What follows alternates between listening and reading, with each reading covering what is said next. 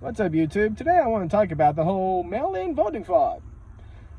Yeah, the media is trying to tell you, and I say media, I'm talking about MSNBC, CBS, CNN, Washington Post, Reuters, NPR, and all of those other left-leaning news agencies. They're all telling you that mail-in voting is safe, secure. It only has a 0.00006% chance of fraudulent vote. But here's the problem. They're taking the total amount of people who vote in the US, which is about 240 million people. That's voting age. That's not how many people actually vote. That's just voting age. And they go back 20 years. And in the past 20 years, there's been about 149 conviction cases. Now, instead of looking at the votes in those cases, they just take the 149 cases and divide that from 240 million.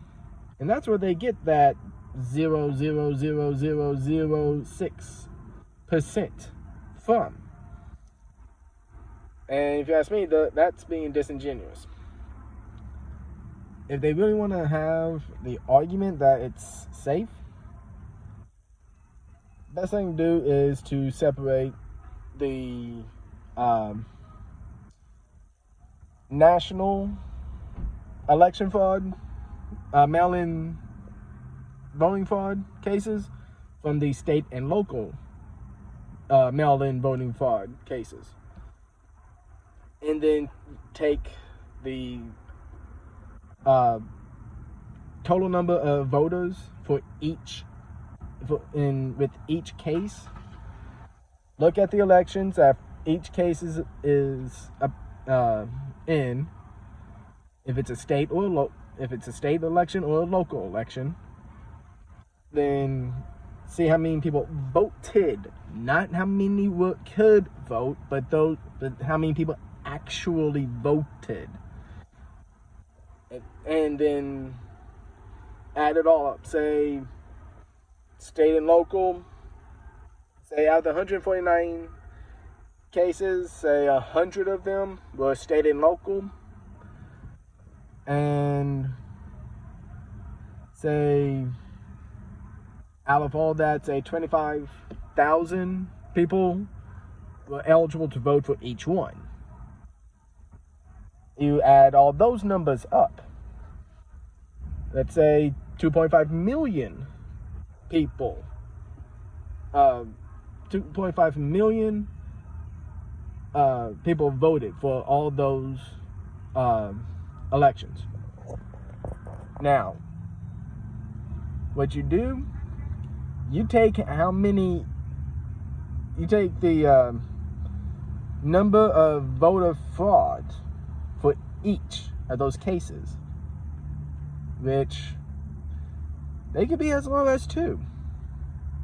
Some of them were as high as 1,800. Yeah, it's kind of hard to figure that. Yeah, that's pretty huge amount, and that's just with one case conviction. So what you do, you take all the fraudulent votes, you add all of them up for the state and local. Let's say all that comes to 10,000. Let's be, well, no, not 10,000. That would seem kind of low. Let's say about 100 per case. Because like I said, some of them were pretty much 2 votes. Some of them were over 1,000. So pretty much, let's say 100 cases. Each one had represent 100 fraudulent votes. Add it all up. Hey, guess what? 100 times 100. What do you get? 10,000. Right? No, not 10,000. Yeah, 10,000. Now, you divide 2.5. Divide the 10,000 from the 2.5 million votes. Yeah, it's still not going to be a significant amount, but it's still a percentage. Not like a huge percent, not like 10% or 15% or even 20%. It could be probably, let's say about 8%. Would you still trust it? Even if it had a 8% chance of being fraudulent? And like I said, that's just my guess. I was just averaging it all out. It could be more. Like the total votes for all the elections could be less. The total amount of fraudulent votes could be more. We don't know.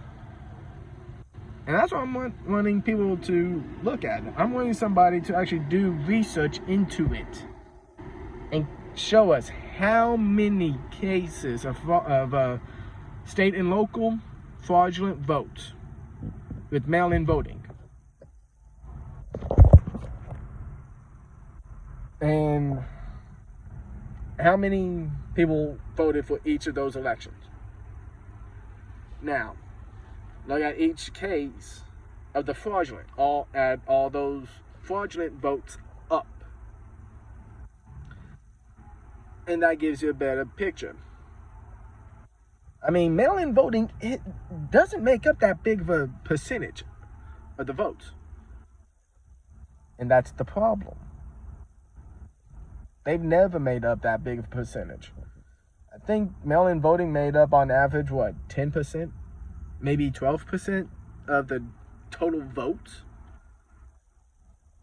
I'm not talking about fraudulent. I'm talking about just actual mail-in voting. It has always been less than 15%? And here we are. We're wanting to double it. Maybe triple. If not make it the only way we can vote this coming election. Are you kidding me? That, like I said, 8% could be 16. It could be higher. It could be 32. You don't know. I'm just pointing out the fact that a lot of these people are just saying, hey, let's do mail-in voting, make it universal instead of an absentee ballot, which, please stop getting those two confused. An absentee ballot is one you send a request for. Universal is not. A universal mail-in ballot is just something that is sent to you. And it could be at your last address. Heck, if you just got the house, the person who lived there beforehand would get it. You'd be getting their ballot. And then you got to track them down and everything else. Universal mail-in voting is not up to date. The database is not up to date. It is at least probably 3, maybe 4 years old.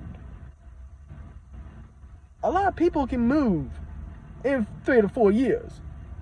They can change their address in 3 to 4 years. So, yeah, I wouldn't trust it at all. I'd rather if I was going to do mail-in voting, I would do absentee. Universal, hey, you can get your ballot, you can get the previous homeowner's ballot, you can get the previous freaking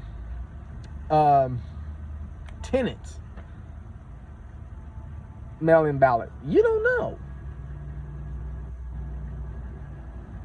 But that's my tangent for today. Peace.